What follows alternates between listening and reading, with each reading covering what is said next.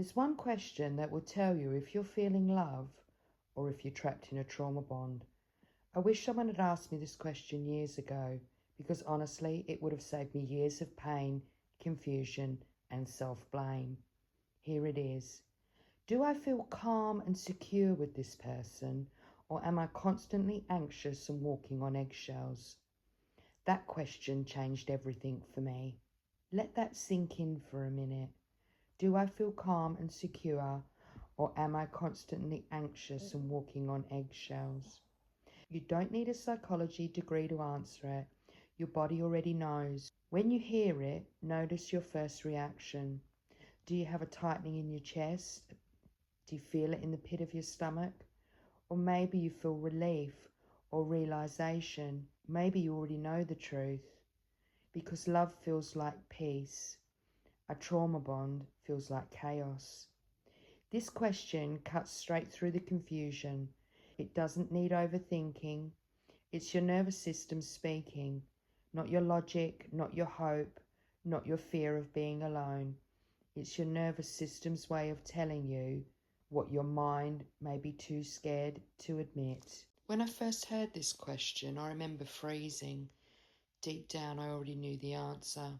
I didn't feel calm. I felt constantly anxious, waiting for messages. Every message I sent, I overthought, terrified of saying the wrong thing or triggering another silent treatment. And every small argument sent me spiralling into panic, terrified he'd leave, or worse, withdraw his affection. But I told myself, this must be love. It's just passionate. It's just complicated. All relationships have their ups and downs, don't they? It wasn't. It was my nervous system being hijacked, constantly switching between fear and relief, dread and dopamine. The highs when things were good, the crushing lows when they weren't. What I didn't realise is that my nervous system was addicted to this cycle. Every argument sent me spiralling into anxiety, depression, sadness. Every time we made up, it gave me just enough hope that things would change. But underneath it all, I was exhausted, mentally, emotionally, and physically. And when I finally admitted the truth to myself, it broke me. I didn't feel calm. I felt anxious all the time. I was always waiting for the other shoe to drop. Admitting that meant I had to stop romanticising what was actually hurting me. It meant letting go of the fantasy I'd been holding on to. But that moment, that honesty, was the beginning of my healing. Because you can't fix what you don't face. Because when you let yourself know the truth, you stop fighting reality and you start finding peace again. Here's why this question was so powerful. When you're in a healthy, loving relationship, your nervous system is regulated. You feel safe, grounded and calm.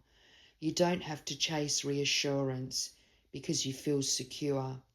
You're not constantly scanning for signals or signs that something's off again. But in a trauma bond, your nervous system is dysregulated. Your body stays in survival mode, fight, flight or freeze, constantly scanning for danger, rejection or withdrawal. You feel constantly on edge, waiting for the next argument, the next withdrawal, the next emotional wave to hit. But you crave the affection like a fix because the bond has become addictive. The rush of feeling loved again after all the conflict and tension releases dopamine, the brain's reward chemical. Those brief highs, the apologies, the love bombing, the make-up sex, temporarily relieve your anxiety. You start chasing those highs, but underneath there's always dread, always instability. You know there's a low just around the corner, waiting to destroy you all over again. And over time your brain gets confused because it associates this anxiety with love. That's why it's so hard to leave, because part of you thinks that losing the chaos means losing the connection. Your body is hooked on the relief that follows the pain. You hang on to those moments, praying things will be good again, but your body knows the truth. If you're tense, jumpy, or walking on eggshells around someone, that's not love. That's your nervous system screaming that something isn't safe. Love doesn't make you feel anxious. So what do you do if you ask yourself this question and the answer is anxious? Here's what you can do right now. Here's where to start. Write down your answer. Seeing it in black and white makes it real. It stops you minimizing or rationalizing how they treat you. Be brutally honest. No sugarcoating, no excuses. Just, do I feel calm or anxious? That one sentence becomes your truth anchor. Notice the pattern this week. Over the next week, pay attention to how your body reacts around them. Are you tense, hyper alert, drained from your interactions? Those physical cues are true signals. Every time you interact with them, check your body. Is your chest tight? Are you overthinking every word? Your body is your most reliable lie detector you have. Educate yourself. Understanding the psychology behind trauma bonds helps you break the spell. It's not weakness, it's chemistry, conditioning, and survival wiring. And the moment you see it clearly, you can't unsee it. Everything changes. When you understand trauma bonding, how it forms, how it keeps you trapped, hooked, you can begin to break its power. That's where your power begins. If you're starting to realize you might be in a trauma bond, please don't panic. You're not broken. You're not alone. You're just used to being confused. But clarity, even when it hurts, is the first step to freedom. If your body feels unsafe, it's not love. It's survival disguised as connection. If this question hit home for you, watch my video, Are You Stuck in a Trauma Bond? In it, I break down all the hidden signals and patterns so you can finally see what's really going on and start breaking free for good. Because awareness is how you break the cycle, one truth at a time. Healing begins with honesty. One question can change everything. If you're confused about whether you're in love or trauma bonded, this single question will clarify it for you in 60 seconds. It's simple but powerful. You've walked through hell and somehow you made it back.